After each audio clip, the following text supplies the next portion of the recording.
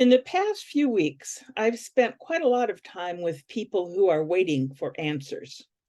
They are waiting for medical test results, for an open bed in hospice, for an educated opinion on how long their loved one will suffer. These folks are taking care of people who they love and with whom they have spent a significant amount of time and portion of their lives. They are not resentful of caregiving.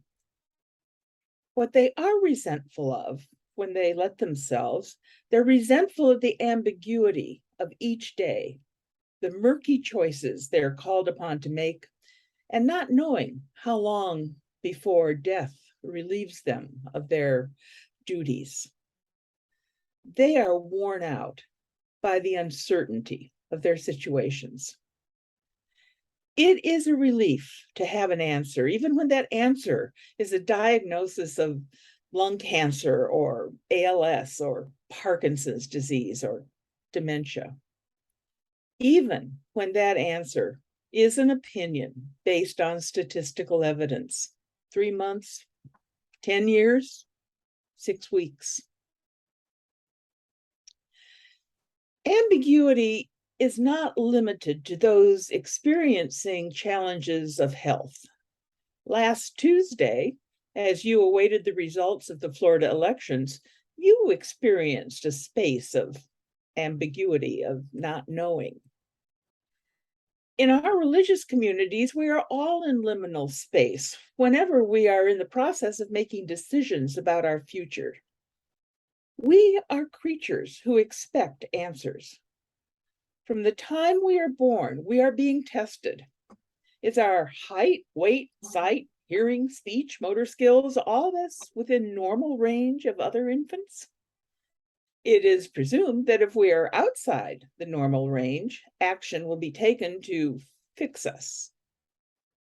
We enter school and progress through the educational system through tests of all sorts. If we are not deemed ready to advance to the next level, steps are taken to remedy our deficiencies. I still remember the shame associated with having to take high school algebra a second time.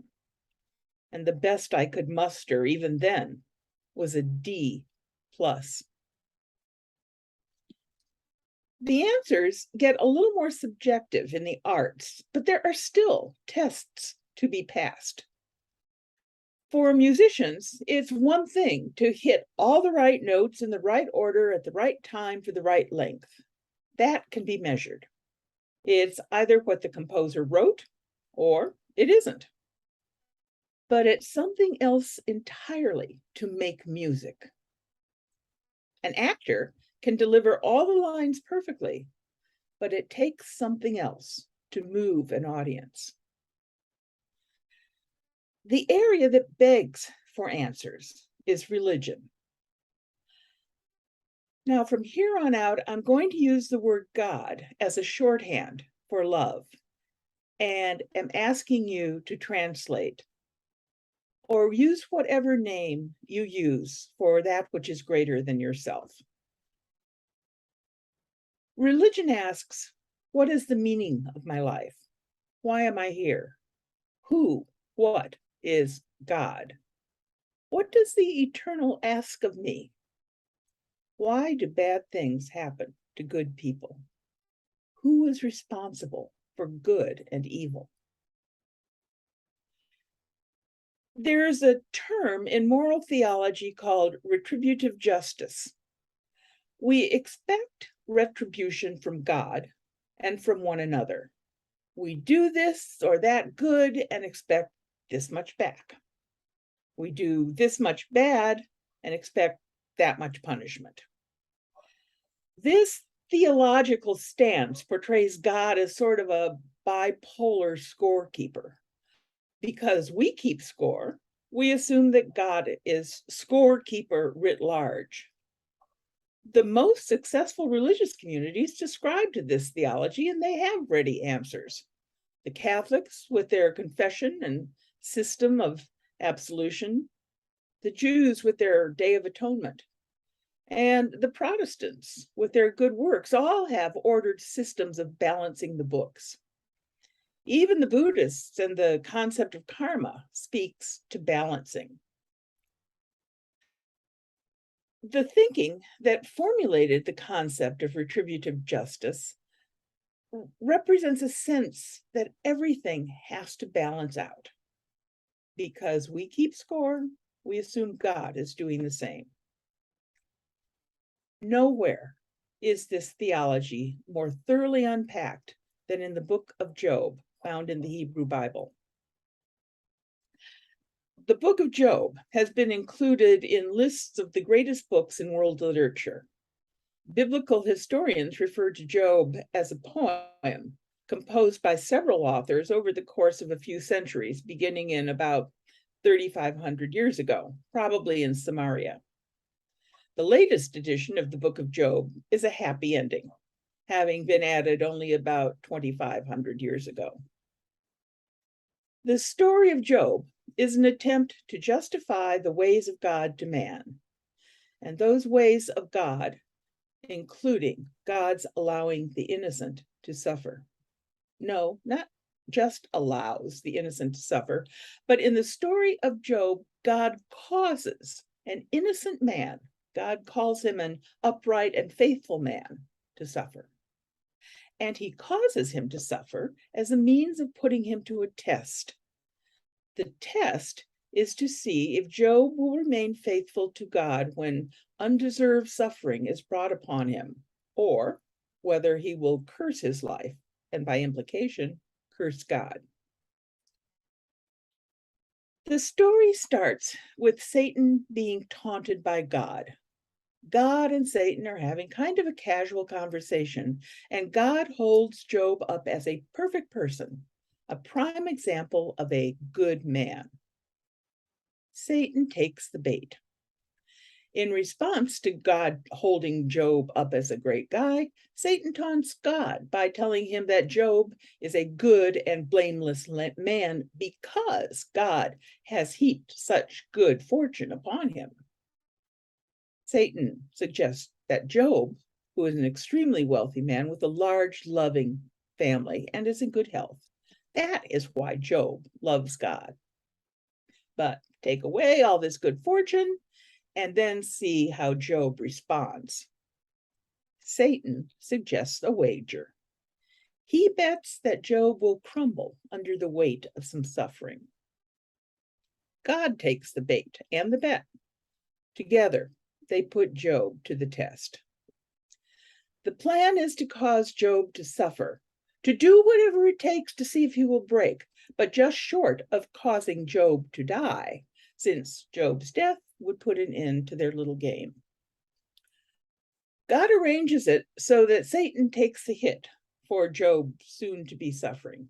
Satan is the hitman, but God is the godfather, the cause. Job's friends are the exemplars of perfect theologians, trying to ease Job's suffering by explaining the cause within the theological context of retributive justice, a theology of tit for tat. And the story is a dialogue between all of these actors. It unpacks all of these relationships. I'll tell you how it ends in a minute. This theology of retributive justice was exactly what our universalist forebears rejected with their doctrine of universal salvation. The description of God in the book of Job is a perfect portrait of the God that has made so many thinking people atheists. We could spend a year talking about the book of Job. Dozens of books and commentaries have been written about Job and the layers contained in this book. The layer I want to explore this morning is the response of Job's three friends to Job's suffering.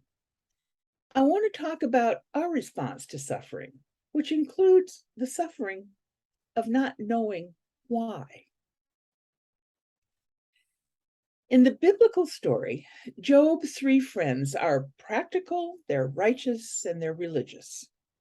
They believe in the traditional Hebrew God that is omnipotent. He created the world and continues to rule the world and to set the rules. Those who break God's rules will suffer for their sins.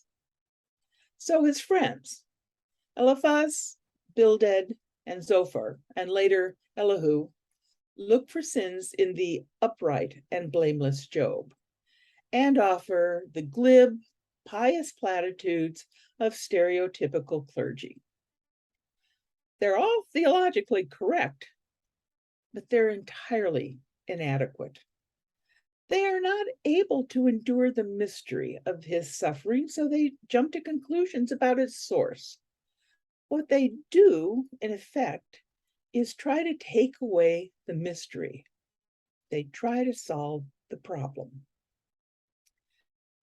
Anyone who has spent time with a suffering friend knows how hard it is to remain present without trying to give answers. It is excruciating to suffer silently with a friend who must rebuild life piece by piece without any certainty about the outcome. Our instinct is to investigate what went wrong and identify a solution. Then we can imagine we can help our friend eliminate the cause and get back to normal as soon as possible. Knowing the cause, we will at least know how to avoid the same fate for ourselves. We would rather give a reason for the suffering, be it right or be it wrong, than to accept the mystery at the heart of suffering. Job's friends succumb to this temptation to provide answers. They constantly talk about God. They're good men, and their answers are to a great extent correct. But the only one in this whole story who's talking to God is Job. We are living in incredibly uncertain times, and the answers provided by, well, anyone or anything is suspect. We often don't know what we're talking about because we are conditioned to look at events through a dualistic lens, cause and effect, action, reaction, if, then, true, false, liberal, conservative, Republican, Democrat. But events and relationships are complex. How foolish to think we know the reason for anyone else's suffering. We often don't even know the reason for our own suffering. That's why we have counselors and why they're so overworked these days. It's very hard for us to sit in the mystery of suffering to say, we don't know. It would be more truthful and far more helpful to admit, I don't know why this happened to you. No one should have to go through this. The difference between Job and his advisors is that they want and demand clarity and order from the universe. They want to foresee what God will do. Job just wants to see God. They want to preserve a world of correct and coherent ideas. Job wants to preserve his relationship with God, even if it means his littlement. His friends preserve their theologies. Job preserves his relationship.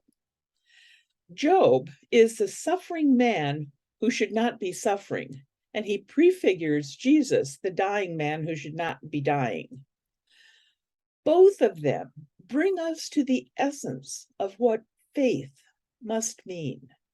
Both expand the possibility of human freedom to the edge, where our life is not just about us. Job's friends and all of us try to solve the problem. Yahweh, the ground of all being, love, says you cannot solve the problem. You can only live in the mystery.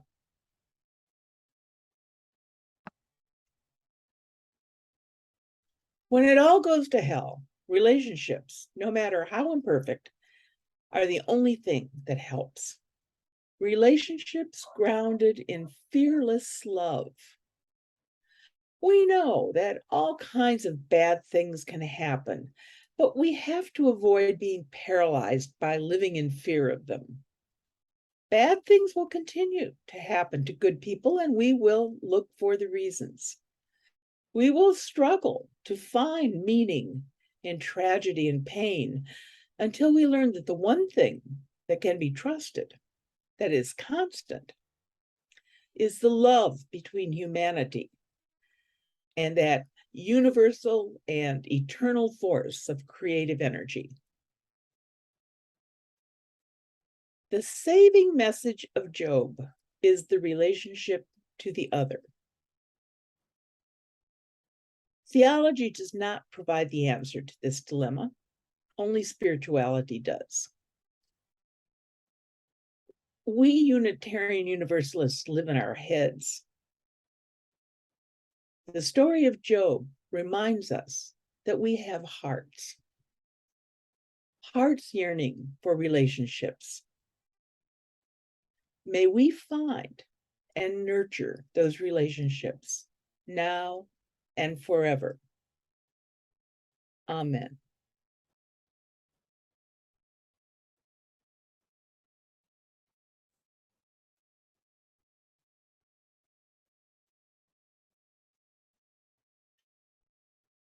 The closing hymn is number 108 in the Gray Hymnal. The title is My Life Flows On in Endless Song, but it's better known as How Can I Keep from Singing?